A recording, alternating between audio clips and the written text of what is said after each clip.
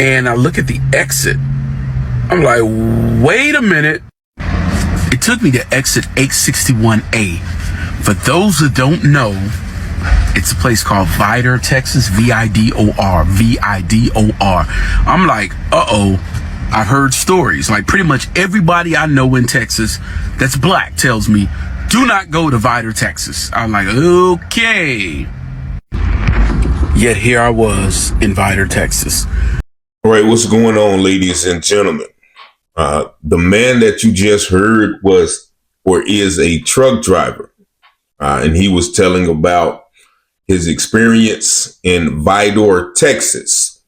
Now, Vidor, Texas is well known as a sundown town. Now, why are we talking about Vidor, Texas? Because it was in Vidor, Texas on August the 30th, just about a month and a half ago, where Evan Bryant, a truck driver, was found behind the Gateway Travel Plaza in Vidor, Texas, unalived, suspended in the air, in the woods, in this known sundown town. Now, of course, we have been covering the story of another truck driver and the similarities of this concerning Javion McGee and this truck driver is both of them were from Chicago, Illinois, or Chicago, Illinois area, right? And also, you're going to see through this article that they are going with the mental health narrative with this same situation. Now, I'm going to play the rest of that guy's video, which details his experience. Now, this video is from 2022. This video is not 10 years old. It's not 15 years old.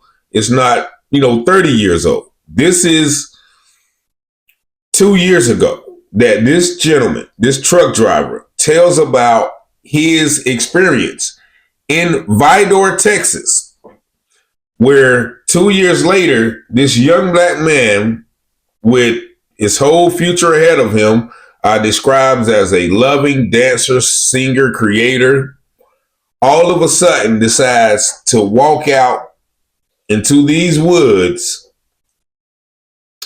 and terminate himself. So I want y'all to stay tuned.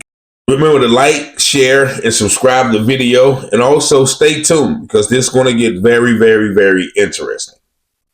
From local stories to Wayne County news, get ready to dive into everything happening in North Carolina with Taylor House Publishing. Got a story to share? Shoot us an email at taylorpublishinghouse@gmail.com. If you're looking to publish your book or need some top-notch mentorship, we've got your back.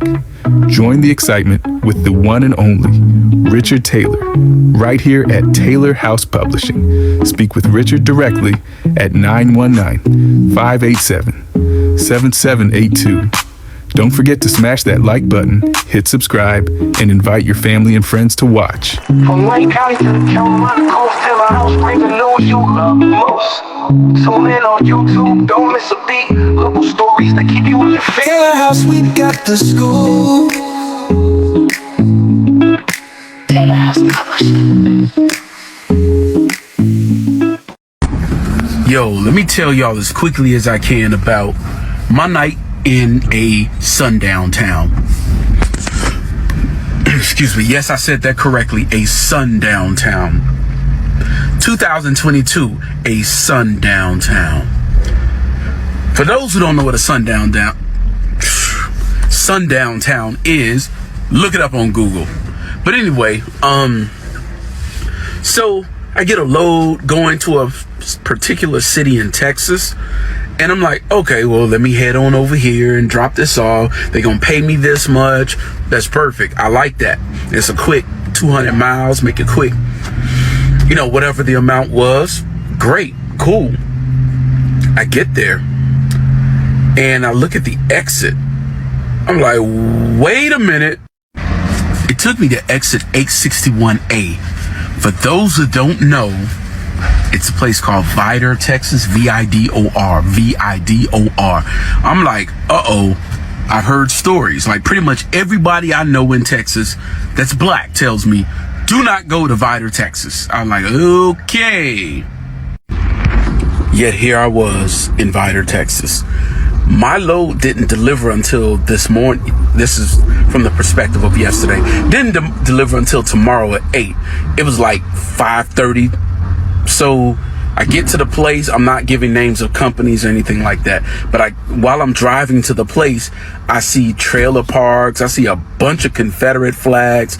I saw a doll of a black man. It was just a doll wrapped in a Confederate flag hanging from a tree by its neck. That's the type of stuff I saw in Vidor, Texas, which led me to believe that the reputation was fairly earned. I get there. The security guard says, hey, we got a code red. The guy gets on the phone, is like, hey, I can't, I don't want to be responsible for this guy's safety. Let me go ahead and find somebody because we stopped taking loads at 4 o'clock. But I'll get somebody over here from the other side of the plant. Tell them to hang on. So I hang on. I'm doing what I got to do. Finally, somebody comes by about 15 minutes later. The guy said, let me hurry up and get you unloaded. He quickly gets me unloaded. And they said, dude, you might want to get up out of here as soon as possible. We're at sundown. You want to leave here now. Don't stop until you at least get to Beaumont. I was like, okay. He was like, no, seriously, I said, well, what about the police? Why aren't the police there? Police turned a blind eye. I was like, okay, well, I'm gonna do what you said. He said, yeah, man, I don't want to see you getting in any trouble. So I went ahead and I took off, headed to Beaumont. I went to the Petro in Beaumont, slept there, and I had my Armalite Rifle 15 with me. Slept with a couple of extra magazines, but I'm safe, y'all. But that was my. All right, so there you have it, from the mouth of a trucker who delivered a load to Vidor, Texas, just 2 years ago. He describes the scenery when he's going through the town, a lot of Confederate flags, and he even described a black doll wrapped in a Confederate flag suspended in the air from a tree. And so then he describes going to the place, and the gentleman, I guess he was a security guard or dispatch, saying, hey, look, somebody hurry up and come get this guy's load because I don't want to be responsible for him. And then the guy comes and unloads his truck and tells him, look, you might want to get out of here before the sun sets. It's reaching sundown. And, we don't want to get you, we don't want you to get in any trouble. And then so he said, the trucker asked him, okay, what about the sheriff? The sheriff turned us a blind eye. So, they told him to get out and don't stop until you get to Beaumont. Now, Beaumont, Texas, I don't know how far that is from Vidor, but even in the comments on this video, which is on social media, there was a comment that said Beaumont and, another part is just as bad. And so this gentleman said, okay, he didn't stop till he got to Beaumont. He slept with his Armalite rifle, the AR-15, with a couple of extra magazines. And he lived to tell the story. Now, people have literally, I looked up articles on this, and this says, okay, Vidor, Sundown Town, works to restore its reputation. And that is from 3 months ago. White friend didn't tell me that we were staying in a sundown town. That is from 7 months ago. June 18th, 2024. Vidor, Texas worked to restore reputation from being racist. So these are articles currently today, not even 2 years ago when this trucker made this post. Today, June 18th, only a month and a half before our brother from Chicago, Evan Bryant, met his demise. And so this article that you're going to see, now this article was written from the people in Texas. This is written, and Vidor is in Orange County. And so Orange County, after the family discovered the remains of their relative in the woods, suspended in the air by a rope, the Orange County news article, or this, Beaumont. This is from Beaumont. This is Fox 4 Beaumont releases this article. And as you see, I have certain words blocked out, but it says, remembering Evan Bryant, the tragic S word spotlights mental health issues amongst black men. And then you see the bottom, the family of the S word victim speaks out, right? And so I can imagine, knowing what we know with Javion, how they immediately ruled it an S word. How they did with my brother in Alabama, Denoris Richards. They immediately ruled it an S word.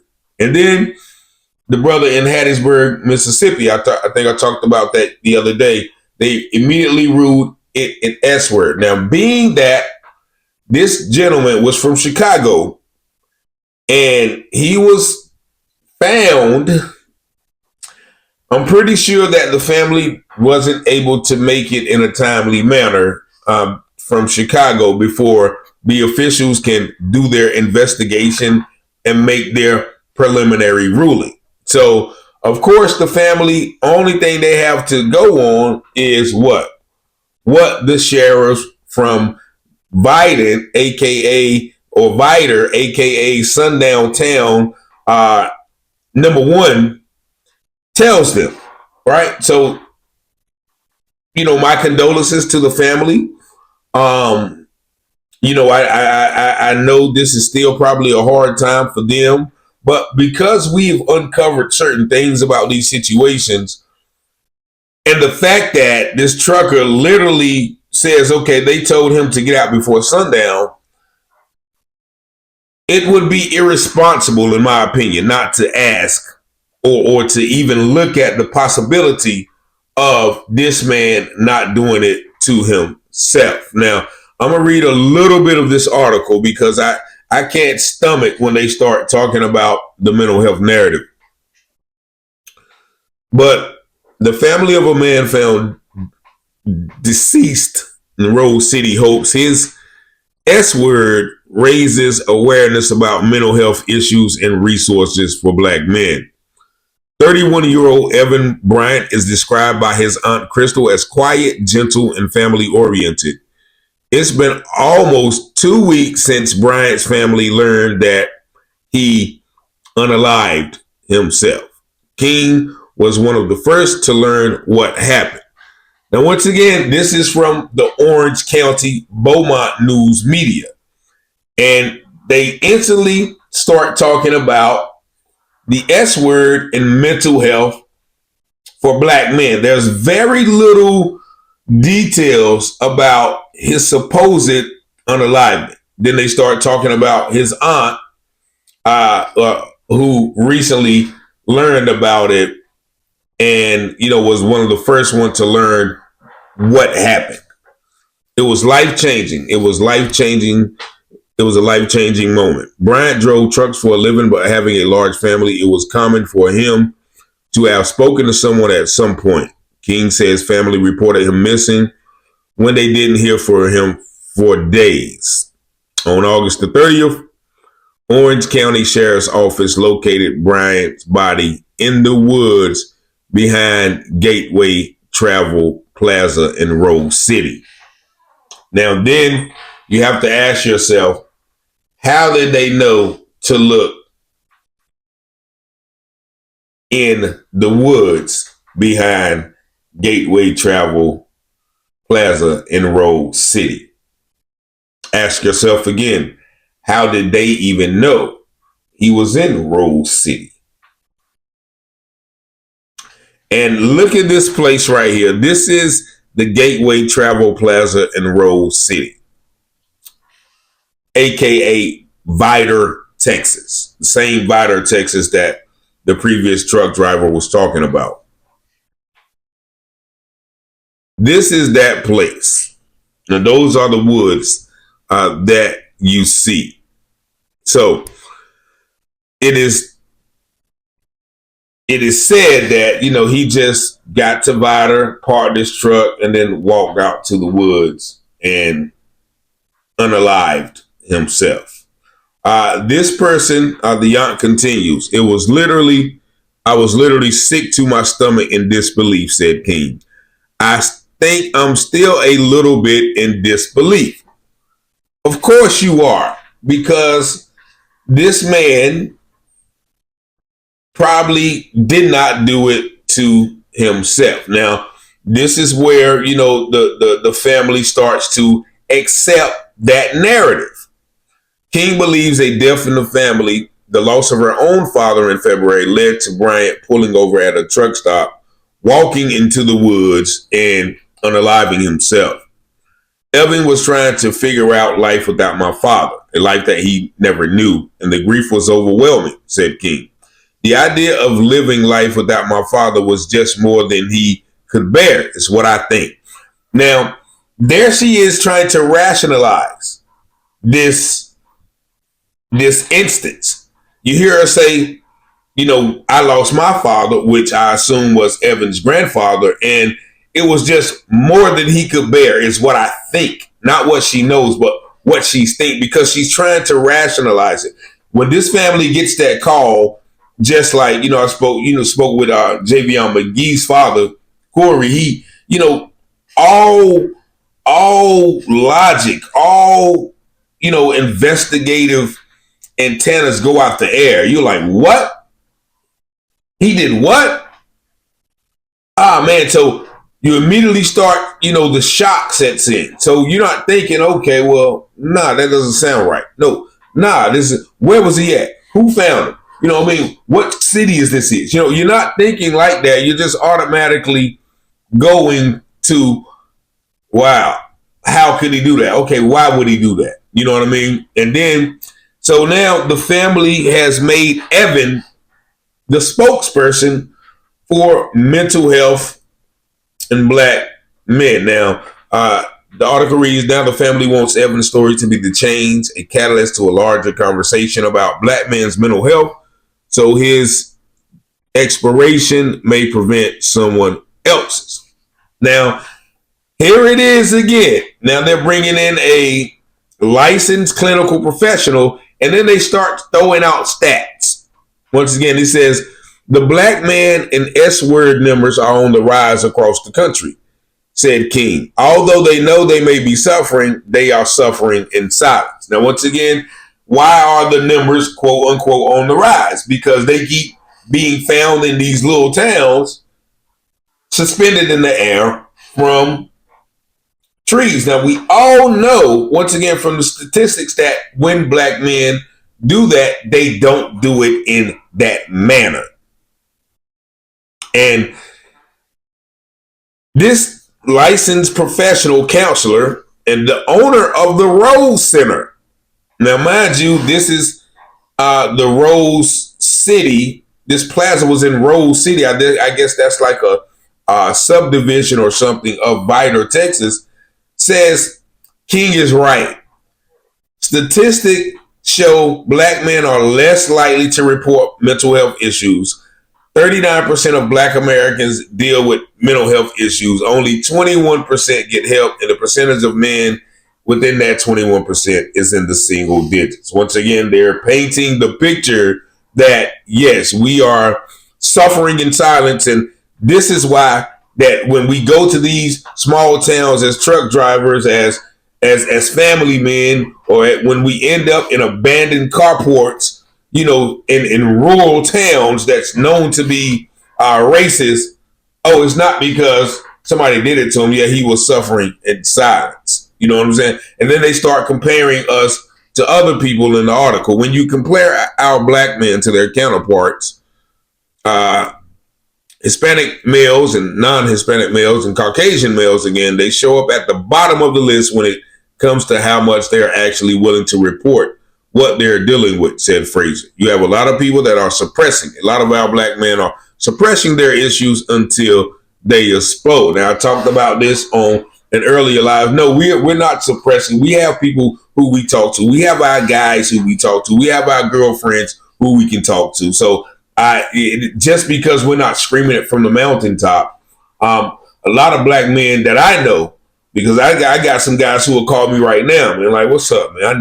Let me holler at you for a minute. Then I know what it is. Let me put my mental health counseling cap on. You know what I mean? So that's a narrative that, once again, is not true. We have to be careful with this. And also, this family has be careful. Frazier says S-word thoughts and feelings are a sign of vulnerability, something black men are largely uncomfortable with showing, in part because of the past. Once again, what do you mean in part because of the past? You know what I mean? What does that mean? Some black men are largely uncomfortable with showing vulnerability in part because of the past. What past? The past of us being suspended in air from trees, so we don't want to be vulnerable. I don't know what that means, that part about the past. What do you mean? To be open with saying, hey, this is what is bothering me. This is basically an issue that I'm having, can seem like they're exposing their weakness, and they're not going to do that willingly because it's been used against them so often, said Frazier. Frazier says S-word ideations and mental health as a whole are seen as taboo topics, but talking about it is what will allow affected groups to handle it better. I want to encourage our black men to take time to get to know themselves, to take time to treat themselves how they want to be treated, and to understand that it's not okay to be, it is okay to not be okay, but you don't have to stay that way, says Frazier. I want them to know that they are worth healing. And healing begins with open up to professionals like Frazier. Now, I'm going to read a little bit more of this. King says Bryant was the most creative person she knew, a singer, dancer, writer, and more loved by his family. She doesn't want his life to be lost in vain. Evan's a father of an 8-year-old son, and we do not want him to grow up unable to have conversations about how he feels on the inside on his good days and his bad days, said King. We are determined to help change the narrative in our community. Bryant's family has started an organization called Family, the dark reality of black men and mental health. King says the purpose is to help black men navigate this conversation around their mental health and well-being, and provide resources and access to resources in order for people to have a healthy life.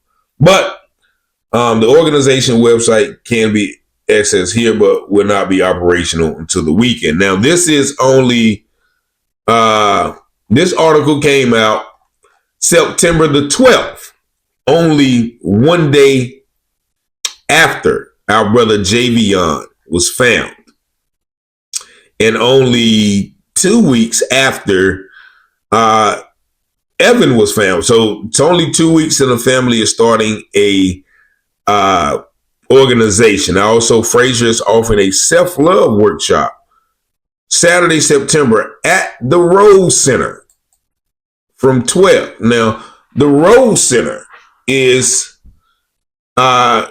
in Beaumont, Texas. And there you see actually this person. I pulled up her Facebook or Instagram, and this Frazier is a black woman who's running with the narrative that this young man, this truck driver, this thriving father of an 8-year-old who was a creative songwriter, dancer, and everyone loved him, just drove down to Vidor, Texas, one of the most sundownest towns in America, according to articles, statistics, and their own narrative, to just walk into the woods and suspend himself in there. Nothing in this article mentions the history of Biden being a sundown town, the history of that truck driver saying, okay, you got to hurry up and get out of here before the sundown gets here. Nothing in that article mentions the racial history of Vidor Texas. They immediately go to the mental health aspect. Now, if you saw the video I did about the brother Jacoby Lindsay down in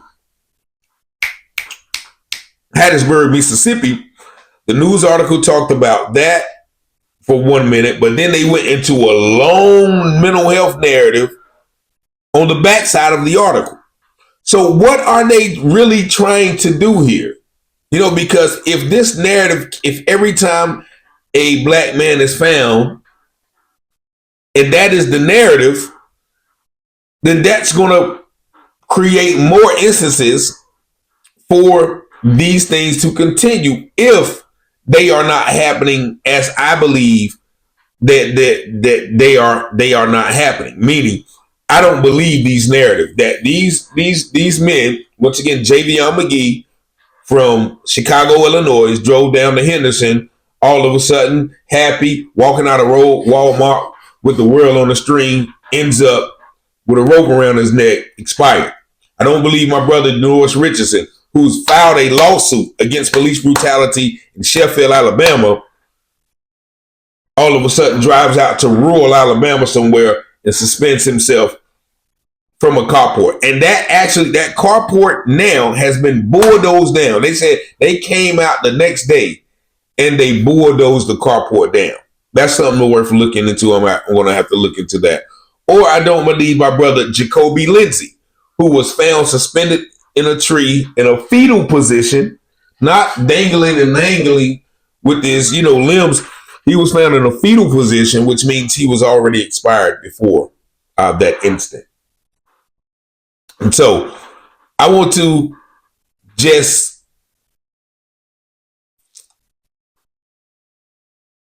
I want us to be aware of what is going on here. A young lady sent me this photo, and this photo shows an individual suspended in the air from one from a place, and it says, making America or bettering America one getting rid of something one N-word at a time.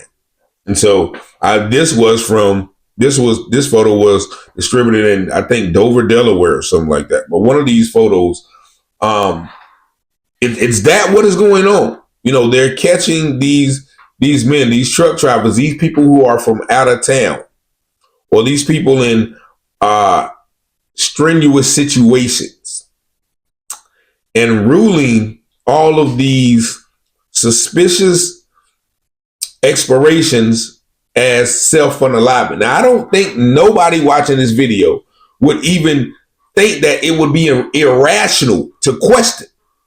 Seeing that brother talk about Vidor, Texas, and having this young trucker who regularly communicates with his family being found like that, I don't think anybody watching this video would beg to think that is an irrational question. And so I just want to highlight this because, once again, we are still hoping for justice in the matter of Javion McGee. The investigation into his expiration is still ongoing. We are keeping the pressure on the sheriff office, and we want them to really feel the pressure to not let this go away. Now, couple of days past couple of days, I've been in an incubation period. And what incubation theory means, that sometimes you have to, after processing and get a lot of information, sometimes you have to set the issue aside. That's called the incubation period, where your mind still subconsciously process the information, and then an answer could be found. So, if you've been, gathering information, it's almost like sensory overload. And so sometimes you have to have an incubation period. Let me stop thinking about this for a while, and then the answer will come. I learned that actually from my my 14-year-old daughter 2 years ago when she was, studying that in school. It's called the incubation theory or the incubation period. So that's where I am at with the Javion McGee case. I'm not going to keep beleaguering all the things that we've pointed out in the past, in the present, unless there's new information that sets forth. But right now, it's the incubation period for me with that situation. So we are still got some things in the works that, I'm not willing to talk about now because, we want these things to be productive, not just rhetoric. So, but I thank you guys for once again tuning in. Remember, do please go to the FBI website and go to the civil rights tab and, send that tip. You can also call the office of, I think her name was Christiane Clark. And she's the civil rights person in the FBI office who've been handling these cases such as Javion. So once again, I want to thank you guys for tuning in. I thank you guys for watching and sharing these videos. As always, Ephesians 5:11, take no part in the works of darkness, rather yet expose them, because it is a shame to even speak of those things which they do in secret. So that's what we are doing. We're exposing them things. We're looking for righteousness and justice, as Amos 5:8 says. Let justice roll down like mighty waters and righteousness like a never-ending stream. So we have to expose all of these things from town to town to let people know that these are not isolated incidents. These are possibly a trend, possibly an unspoken code against, maybe even truck drivers or, travelers who travel to these small towns with histories of, outright or covert racist behavior. But 919-587-7782. If you do want to donate to the channel, please, you can donate to the Cash App. Rich Money 7777, or you can call me direct 919-587-7782, or send a Zelle to that number. But I certainly thank you. I give honor and praise to the Most High, and I pray and I hope you have a blessed and prosperous day. Peace and love. One and only Richard Taylor, right here at Taylor House Publishing. Speak with Richard directly at 919-587-7782. Don't forget to smash that like button, hit subscribe, and invite your family and friends to watch. From Lake County to the Carolina coast, Taylor House brings the news you love most.